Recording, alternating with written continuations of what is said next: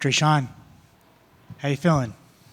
I feel good, man. I feel good. No complaints. That was a hell of a fight, hell of a performance. How are you feeling, body wise and just mentally?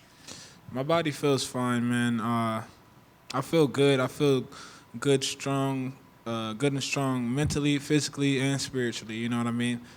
All glory to Jesus, man. You know, the King of Kings, the real Son of God. You know what I mean? The only way to salvation, Jesus Christ. Thank God for Him, or thank God. You know, in general, and I feel like this is just the beginning of my career. I'm still learning a lot, and I just got to keep showing up, and I will. What was the game plan coming into the fight? Um, just be smart, keep a smart distance, damage him, every chance I can, and that's what I did. He was very heavy on his front leg. He's a good pressure fighter, so I knew that the leg kicks would pay off eventually, and they did. I just seen him backstage. He couldn't really walk that well without crutches, so. But God bless him, though, man. You know, that could have easily been me had I not prepared the correct way. But I prepared the correct way, and I'm going to continue to prepare the correct way. I put the weed down. I put the undisciplined lifestyle down, and I feel like it showed tonight a little bit. Absolutely. How did you feel about your performance and all? You know, me, I'm going to be my hardest critic. You know, like, I shouldn't have let the dude punch me like that to drop me, but it is what it is. I got to show my grit once again. But, of course, I don't want to be known for the guy that takes punishment, comes back, you know. I don't want CTE at the end of this shit. I want to be able to hold my kids and, you know, still have my brain intact and shit, you know. But tonight I got dropped, but I did hurt him and wobble him a couple times too. But I can do better than that. I'm just excited to show back up and show that I can do 10 times better than that. I feel like I could beat the best middleweights in the world, and you know, that's what I plan on doing. I want to talk about you in the lab. It feels like you have just elevated a lot since you joined that team, and we all know how good that gym is. Can you just talk about how you feel like you're elevating to a new level? Man, shout out to the motherfucking MMA lab. We are here. We here to stay. We in that bitch every day, grinding, day in, day out. All of us. We all want to be great, and you know, like, we got Coach John Crouch, 60 plus years old. He's in there every day. We are his life. You know, Jared in his 40s, but the motherfucker fight like he in his 20s. You know what I mean? Then we got Rob Emerson. You know, he's a legend too. He's been in my corner helping me get better. And they're always honest with me. I don't have any yes men around me. They tell me, like, the things that I need to fix. And I'm glad that I got that right now, that honesty, that accountability. Yeah, if it feels like you've just kind of elevated and that gym's really going to take you to the next level. Is it nice to have a gym behind you and good training partners and a good coach? Man, I can't even put it into words how grateful I am to have the people around me that I have around me. Yes, it's great to have accountability, and it's great to have, the body of work speaks for itself for our gym. You know what I mean? It's a family environment, but we all have championship aspirations. But it's great, man. And another thing that's great is, man, we are some real dogs.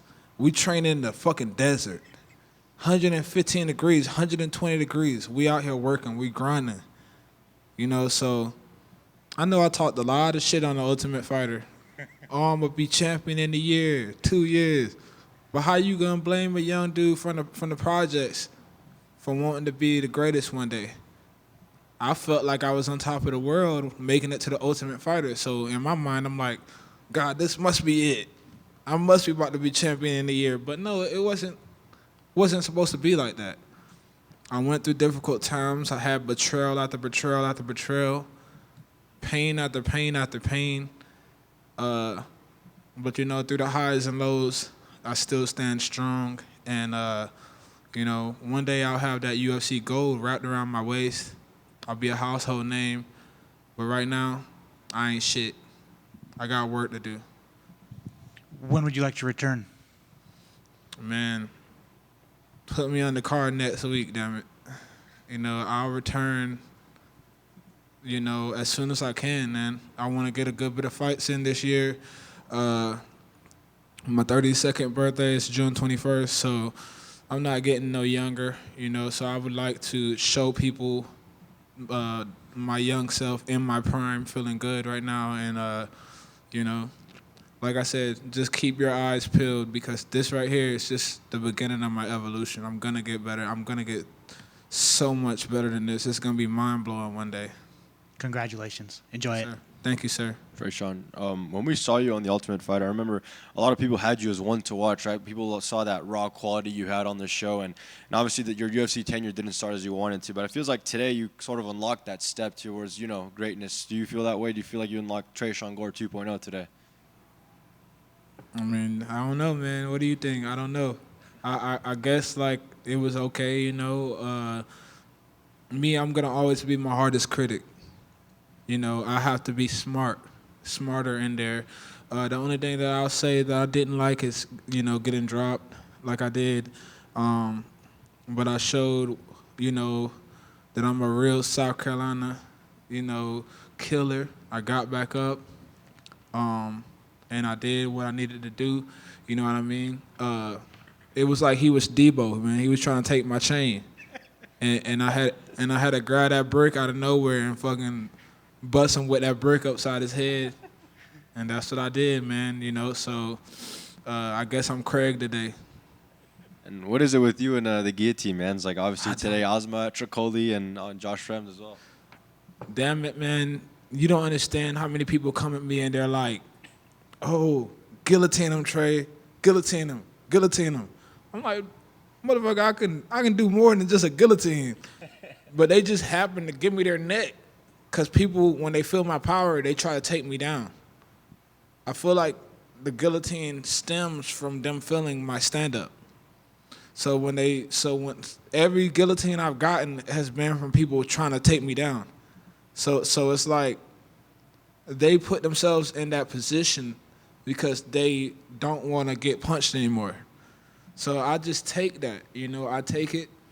I know how to put people to sleep. I have been grinding and doing jiu-jitsu since I was 17 years old. That's 14 years in the game. High-level Brazilian jiu-jitsu. High-level wrestlers, collegiate wrestlers, all throughout my career. So Coach didn't really want me to grapple much, but I grappled anyway. I did what I had to do. I showed that I am a well-rounded mixed martial artist. And from the time when we saw you on Tough to now today, what would you say you have improved or changed the most? Would you say more on the mental side of things or just you as a fighter and physically inside the cage? I dialed in, man. I humbled myself. I realized that my crap doesn't stink. You know, all these other men lace up and go to the gym every day just like I do. And, you know I'm different. I know I'm a commodity, but I have to keep my head in a level space. I can't be a cocky dickhead. You know what I mean? Because anybody could get touched in there, you know. But I feel like what changed, man, is my new son, Ezekiel, my 7-month-old little boy, my 5-year-old little boy. They need somebody. They need me, man. They need me. I got to pave the way for them. I got to build the Gore legacy. And then they're going to go on and be great at whatever they decide to pursue one day, too. But I want them to see their dad, you know, conquer things that people didn't think that I could conquer. My mom was supposed to be here tonight. Shout out to Mika Gore. She was supposed to be here tonight, but they're trying to amputate another finger. She will only have one finger after this. She got her leg amputated recently. She's a diabetic, and she struggles from addictions, you know. But my mother is the reason why I am where I am today. She's always been my biggest supporter. And, you know, Mama, we did it. But at the end of the day, like, there's work to be done. Azamat is not a champion. He's not Hamzat.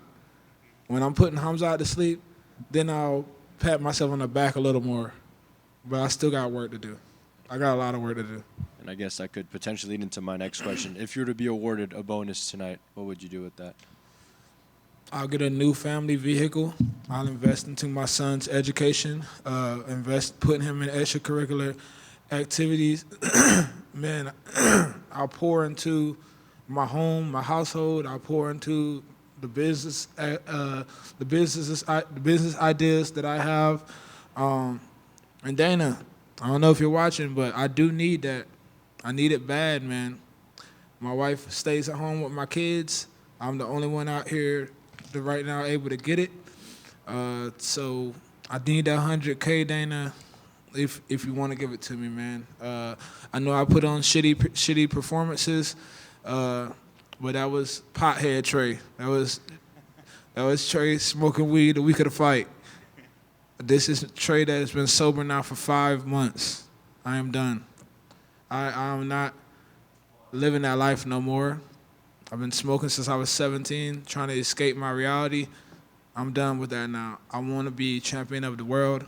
I'm tired of fucking talking about it. I'm tired of telling y'all what I'm going to do. I'm tired of all the trolls telling me what the fuck I can't do. So I'm going to overcome. I'm going to build a name for myself, and I'm here to stay.